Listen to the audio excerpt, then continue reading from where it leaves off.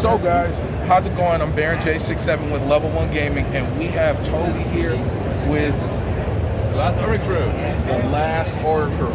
Now, I gotta be honest and upfront, I played the demo that was released, I wanna say it was like 3-4 months ago. Exactly, it was in February, we released it, but we still kept it on Steam. So go on Steam and play the demo. Yes, and there was also a console version of the demo as well, and I played it on Xbox. I didn't, that far back.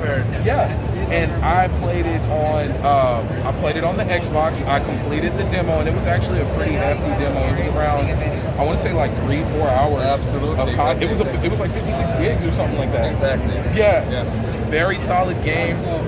For those who have no idea about the Last Oricru in terms of how it plays, from what my experience, I'm completely taking over when this guy's a professional, and I apologize. But from somebody on the outside who played it, it reminded me a lot of Elix in terms of combat, action, just that feel. So that's the mindset I would go into playing this. So now that I'm done ranting, Toby, tell us a little bit more about the Last Oricru and what we're getting ready to discuss. Absolutely. So the Last Oricru always, you are well prepared. That for one time, that's a relief to see people coming prepared. That's great. I always say that the Last Oricru has three main pillars. One of them is the combat, so it's a Souls-like combat. You know what you know these kind of games. It's the dodges, the rolls, the parries, the lose your souls when you die and so on, get them again. The tough, challenging combat. It's not only one monster against you, but it's usually also like mass fights with several parties that can attack you, don't have to attack you, and so on. The second pillar of the game is the branching narrative. That is really important, because whatever you do in the game, and you probably saw that in the demo already, whatever you decide to do, it will have a direct impact on everything that follows up. So if you side with the rats, if you side with the Nabaru, this will have an impact on how the rest of the game plays. This is also what we're going to see today. One area, but we tackle it from different sides and side with different factions, and you will see that there's a completely different experience there. Okay. And last but not least, third important pillar is the co-op elements. I personally think the Last Oricru plays best in co-op, but that's just my opinion.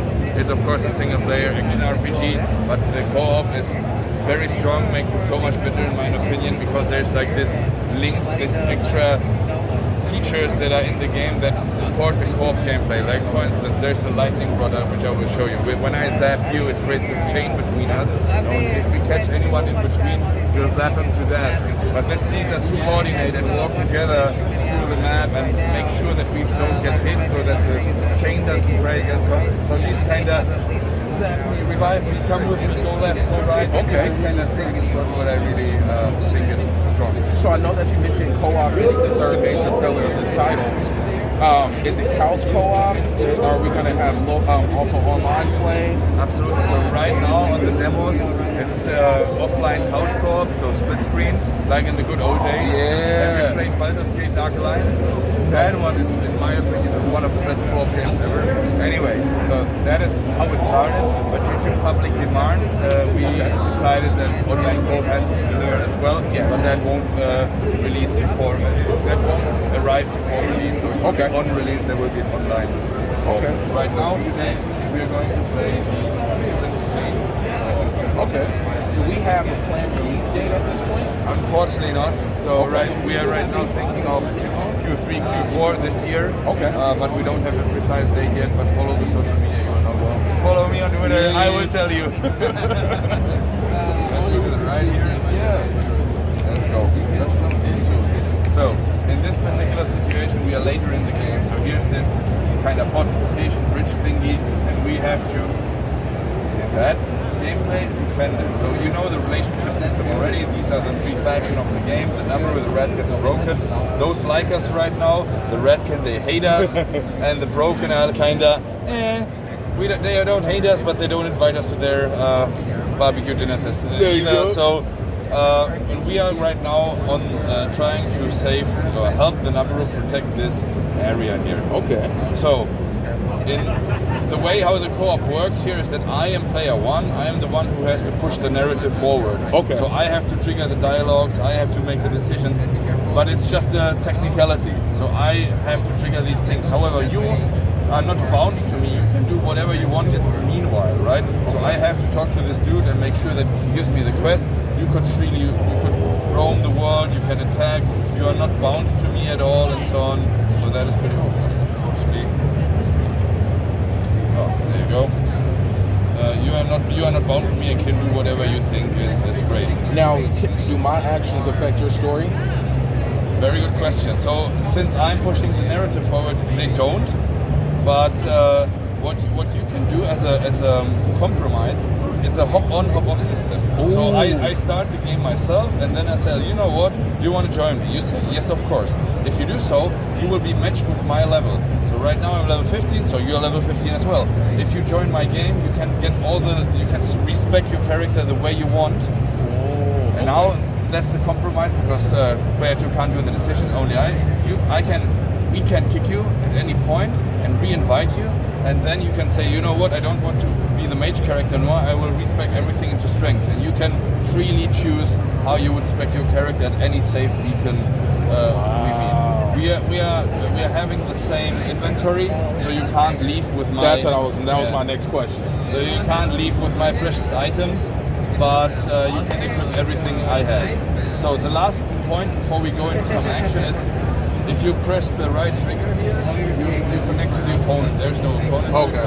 But if I hold it, I connect to you, and then that's the zapping thing I was talking about. Got it. So if we walk like this through the opponent, you can zap them.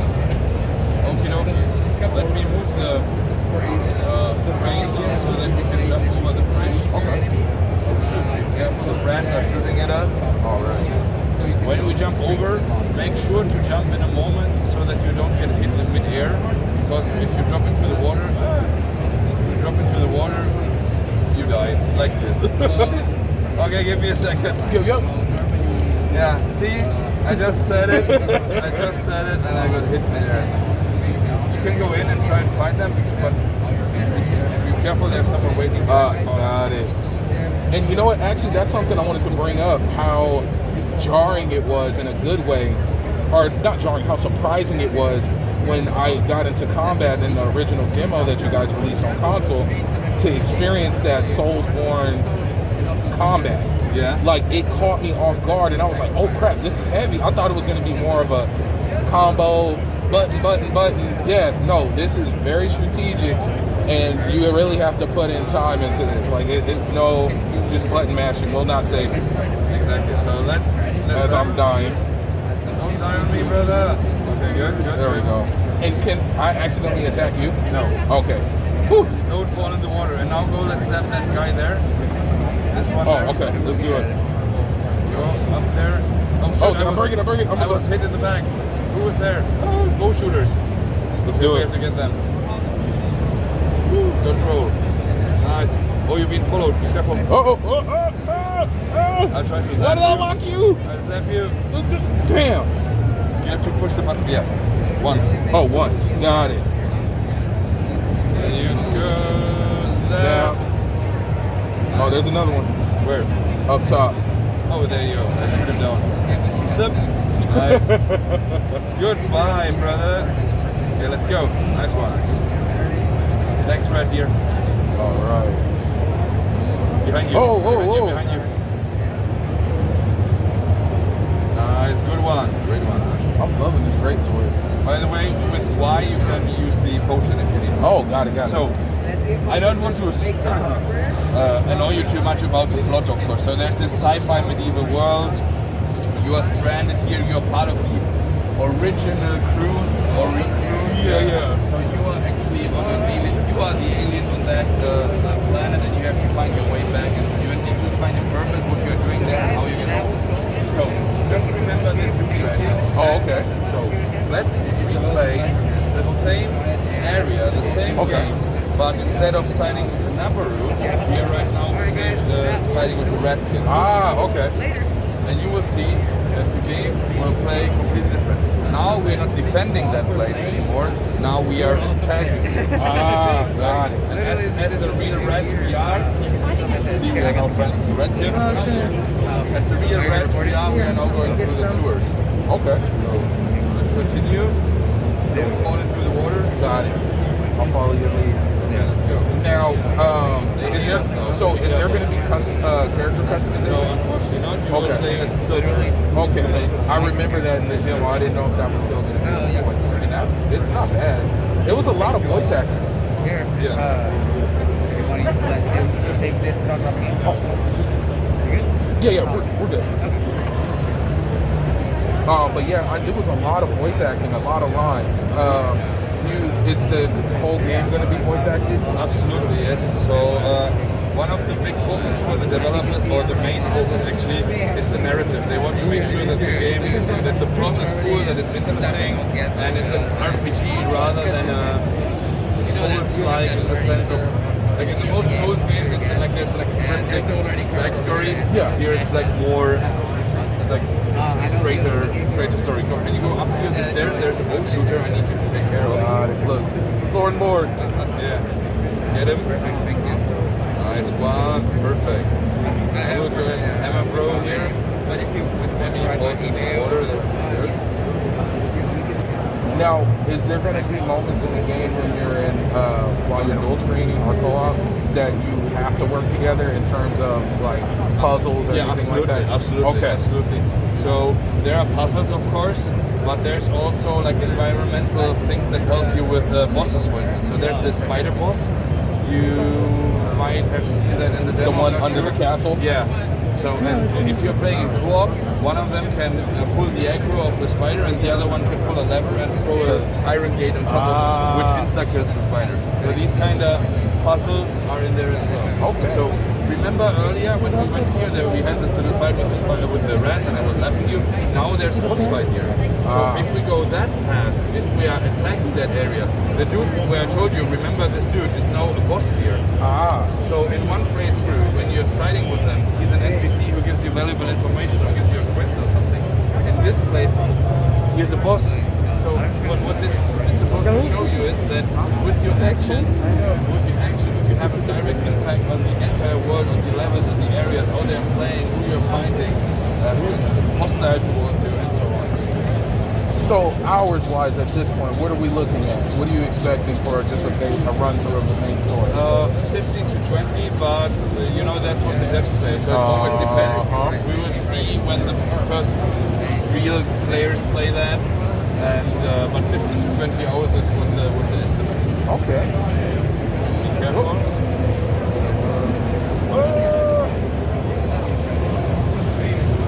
Trying to kite him. There you go.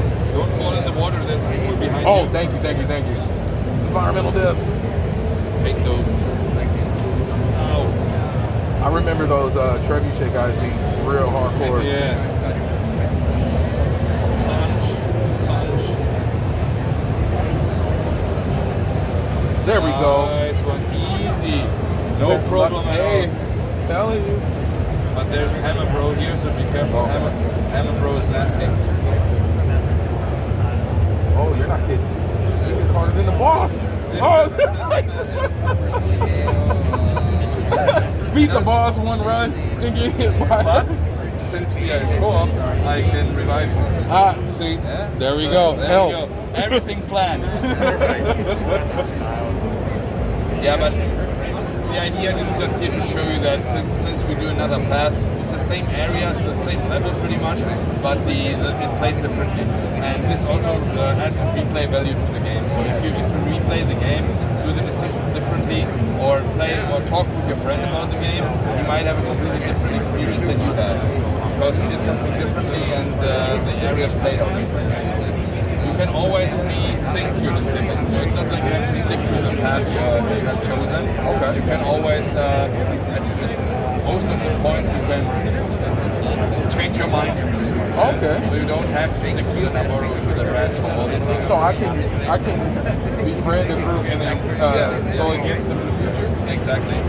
within the same playground. Yes, exactly. So there's this relationship thing. The more you do for them, the more they like you, the more you obey, or the more you don't do what they tell you, the more they dislike you. So really your actions determine that. So let me hear there's a blue sugar down there. Maybe you should probably take care of down there. Slam tag. Great.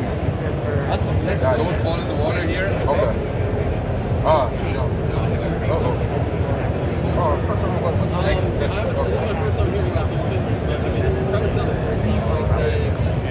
Master Splinter tells us how happy he is. Is this the guy you break out? Was that your show? I'm not sure, but he's one of the guys from the first area. He does look really familiar. He's my show. And now we have the safe beacon, and as I said, sci-fi medieval starts more medievalish, goes into sci-fi. That's a safe beacon. Here we would level up. Here, if I kick you out of my game, I can re-invite you and so on. And that is already the essence of the game. So as I said, the three main pillars: the combat, tough, challenging, but you don't have to have it as that tough. If you don't like the tough combat, there's a you can change the difficulty to story mode, which technically makes them slower. Oh, okay. So you have more times for the parries or for the dodges and so on. It's more predictable. Then the narrative that changes. You saw that we played the same area twice, but it was a different experience. One was more peacefully, we protected the castle. The other was more aggressive. We had to go out and fight. And last but not least, of course, the co-op, which I think it makes the game so much better. Yes, folks, this has been the last Oricru, and I'm sitting here with Toby. This has been an awesome experience. Thank you so much for your time, and make sure to get all your gaming news from LV1Gaming.com, and make sure to follow us on Twitter at LV1 Gaming.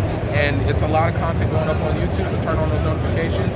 PAX East 2022. We're outside. Much love. Peace.